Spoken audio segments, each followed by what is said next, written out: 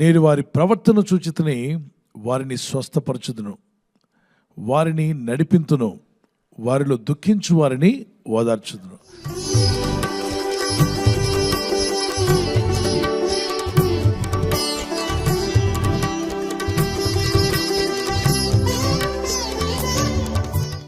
I have seen his ways, the suffering, ఆ బాధలు ఇబ్బందులు నేను చూశాను కాబట్టి నేను అతను ఊరుకోను, నేను అతను బాగు చేస్తాను, నేను అతను స్వస్థపరుస్తాను. అతను నడిచి వచ్చిన మార్గం ముళ్ళబాట, రాళ్లబాట, ఇబ్బందులు పాలయ్యాడు, కష్టాలు పాలయ్యాడు. అలాగే ఉంచని అతని జీవితాన్ని నేను బాగు చేస్తాను. ఎవరతను?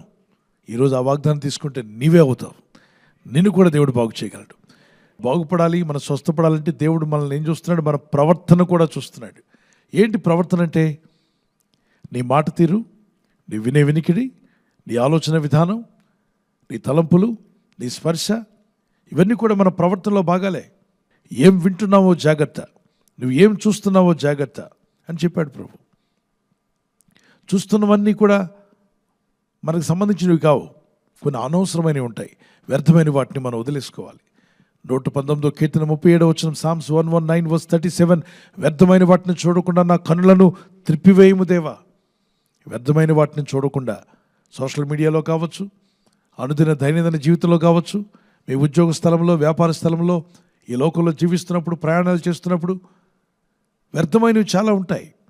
వాటి మీదకి మన దృష్టి వెళ్లకుండా తప్పించమని ప్రార్థించాలి. ఉదయకాలం ఎంత మంచి ప్రార్థన చేశాడు భక్తుడు. Simple but there is a meaningful. ఇక్కడ తిప్పలు పడ్డాడు, వ్యర్థమైన వాటిని చూసి చిక్కుల్లో పడ్డాడు, ఇల్లు అవమానం పాలైంది, పిల్లలు అల్లరి చిల్లరగా మారిపోయారు, జీవితంలో ఎంతో దుఃఖాన్ని ఎదుర్కొన్నాడు.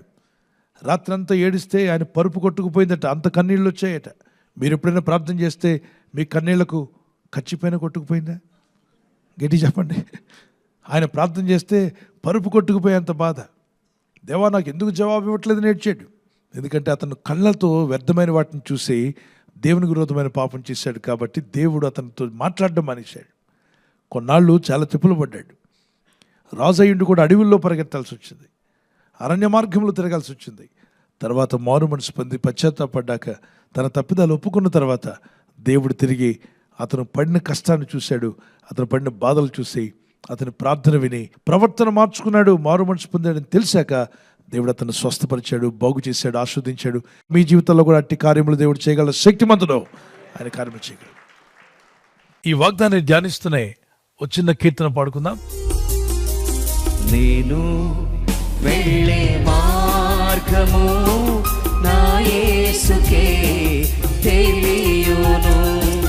నేను వెళ్ళే మార్గము నా యేసుకే తెలియును. శోధించబడిన మీదట నేను సువర్ణమై మారెదను.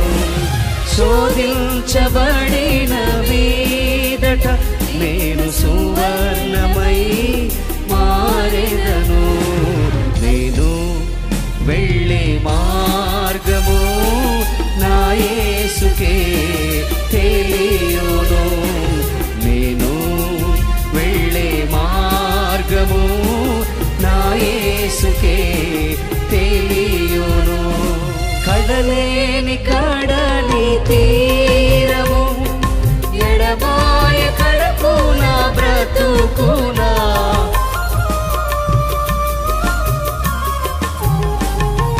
కడలేని కడలి తీరము ఎడమాయ కడకునా బ్రతుకునా.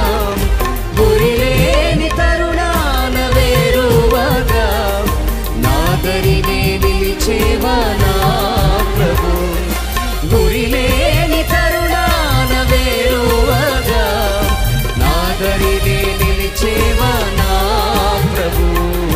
హల్లెలూయా హల్లెలూయా హల్లెలూయా.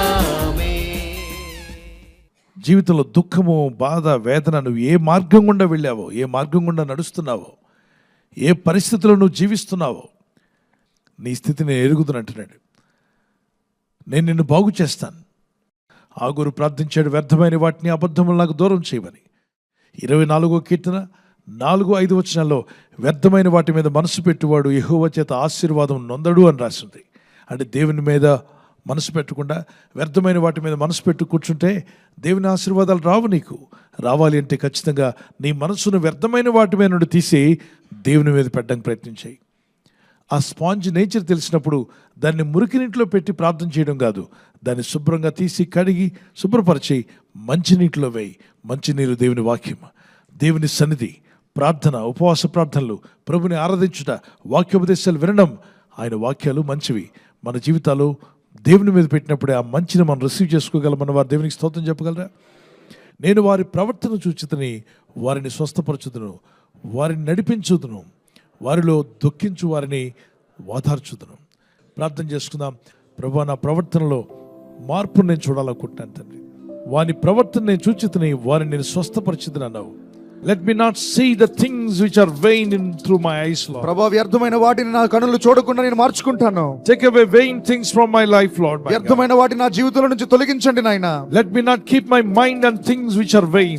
వ్యర్థమైన వాటి మీద నా మనసు నిలపకుండా సహాయం చేయండి. Lord, you said that you will bless those who turn to you, Master. ప్రభువా, నీ వైపు తిరిగిన వారిని దీవిస్తానని మీరు చెప్పారు. You promise that those who ever follow you, those who ever turn to you, you will bless them, Lord. దేవా, నువ్వు వాగ్దానం చేశావు, నీ వైపు తిరిగిన వారిని, నీ తట్టు తిరిగిన వారిని దీవిస్తానని. Set right my heart, O God. నా హృదయాన్ని స్థిరపరచు నాయనా. Set right my mind, O God. నా హృదయాన్ని, నా ఆలోచనలు మార్చండి. Set right my family, O God. నా కుటుంబ జీవితాన్ని స్థిరపరచండి. నీ సహాయం వచ్చును గాక. ఈ రోజు ప్రార్థించి ప్రయత్నించబోతున్న శంకుస్థాపన అయిన, గృహప్రవేశమైన, ఒక బిజినెస్ ప్రారంభిస్తున్నా, ఉద్యోగ ప్రారంభానికి వెళ్తున్నా, ఒక మంచి కార్యక్రమాన్ని ప్రారంభిస్తుండగా, నేను వారి బిడ్డల వివాహం కొరకు ప్రయత్నాలు చేస్తుండగా, వారు చేస్తున్న ప్రయత్నాలు ఫలించలాగున మీ దూతలకు ఆజ్ఞాపించండి. ఎవరైనా హాస్పిటల్లో ఉన్నా, ఐసీయూలో ఉన్నా, ప్రభు, ఎవరైతే సీరియస్ కండిషన్ లో ఉండి బాధపడుతున్నారో వారికి యేసు నామములో స్వస్థతను అనుగ్రహించండి. కృంగిపోయిన వారిని లేవనెత్తండి.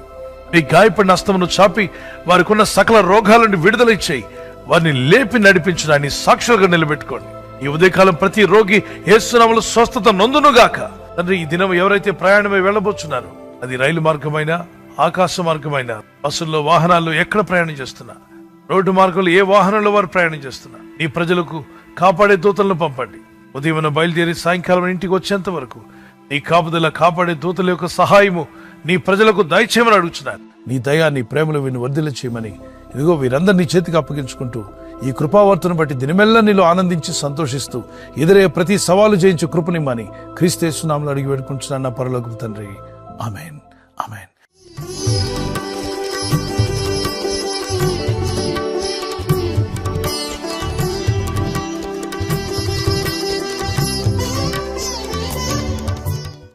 ఈరోజు వాగ్దానం బర్త్డే జరుపుకునే వారికి happy birthday to you, many more returns of the day. ప్రభు కృప మీకు తోడే ఉండుగాక, మంచి ఆయుర ఆరోగ్యములు ప్రభు మీకు దయచేయనుగాక. మీకు వాగ్దానము ఐజియా చాప్టర్ 60:2, యెషయా గ్రంథము 62. యెహోవా నీ మీద ఉదయించున్నాడు, ఆయన మహిమ నీ మీద కనబడుచున్నది. దేవుని మహిమ మీ మీద కనబడాలి, ఆయన సన్నిధి, ఆయన వెలుగు మీ మీద ప్రకాశించాలి. అది మా ప్రార్థన. ఈ వాగ్దానం పట్టుకొని ప్రేయర్లో ఉండండి. Lord rises upon you and his glory appears over you. May God bless you with this promise as you enter into a new year. May God's presence be with you. God bless you and keep you. Amen. అలాగే wedding anniversary జరుపుకున్న వారికి many more returns of the day. ప్రభు మిమ్మల్ని దీవించుగాక. భార్య భర్తల మధ్యలో ఐక్యత, ఏక మనసు, ప్రేమానురాగాలు ప్రభు దయచేయాలి మా ప్రార్థన. ప్రభు రాకడ ఆలస్యమైతే సిల్వర్ జూబ్లీ, గోల్డెన్ జూబ్లీ, అలాగే ప్లాటినం కూడా జరుపుకునే కృప దేవుడు మీకు ఇచ్చునుగాక. మీ ఇద్దరి మధ్యలో ఐక్యత ఉండాలని విలాప వాక్యములు 3:25, Lamentations chapter 3:25, the promise of God says like this: తన్ను ఆశ్రయించిన వారి ఎడల యెహోవా దయాళుడు, తన్ను వెదుకు వారి ఎడల ఆయన దయచూపును. యెహోవాను ఆశ్రయించిన వారి ఎడల ఆయన దయాళుడు, తన్ను అనగా దేవుని వెదుకు వారి ఎడల ఆయన దయచూపువాడు. మీరు ఆ విధంగా ఉండాలి. దేవుని దయను మీరు పొందుకోవాలి. The Lord is good to those who hope in him and to one who seeks him. ఆయన పట్ల నిరీక్షణ కలిగి ఉన్నావా? If you have hope in God, he is going to be good. He is always good and he will do good things for you. If you seek him, everything షిల్ be added an to your life. God bless you with this promise. ఈ channel మీరు subscribe చేసుకోవడం వలన 2 పనులు జరుగుతున్నాయి. ఒకటి, సువార్త జరుగుతున్నది, ఆత్మలు రక్షించబడుతున్నాయి. రెండవది, పేదలకు, అనాథలకు ఈ ఛానల్ ద్వారా సహకారం అందించడం జరుగుతుంది. మనం సబ్స్క్రైబ్ చేసుకోవడం వలన అందరికీ సహాయం చేసిన వారమవుతున్నాం. ఖచ్చితంగా ఈ యూట్యూబ్ ఛానల్ ను సబ్స్క్రైబ్ చేసుకొని బెల్ బటన్ ను క్లిక్ చేయండి. మీకు వెంటనే మెసేజెస్ పంపబడతాయి.